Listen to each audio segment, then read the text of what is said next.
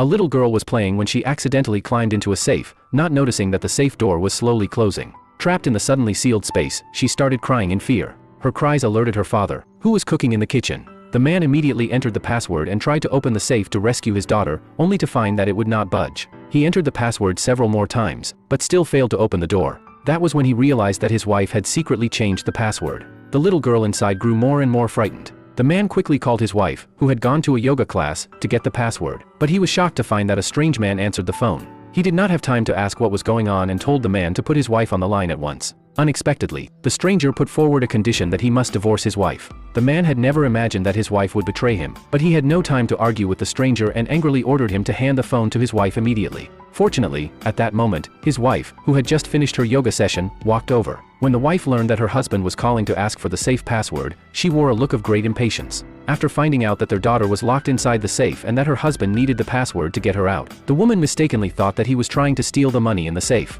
That was why she had changed the password in the first place, and she refused to give it to him no matter what, even hanging up the phone right away. As the girl's cries grew louder, the man had to comfort his daughter while calling the rescue team. Soon, the rescuers arrived at the scene. After inspecting the safe, the team leader discovered that it had a special anti-theft device. Forcing it open would trigger the internal mechanism and activate the defense system, putting the little girl inside in even greater danger. They had no choice but to try to open it anyway, but even the cutting machine overheated and started smoking. Due to the safe's special material, they simply could not break it open. The anxious man tried entering the password once again, but the team leader stopped him, warning that this was his last chance. If he entered the wrong password one more time, the safe would activate its lockout mechanism, and he would not be able to try again for a whole month. Just then, the safe's alarm system went off, indicating that the oxygen level inside was dropping rapidly. With no other options left, the man called his wife again, but she was too busy practicing yoga to hear the phone ring. He had no choice but to go to the yoga studio in person to get the password, promising to contact the rescuers immediately as soon as he obtained it. By this time, the little girl inside the safe was already showing signs of oxygen deprivation.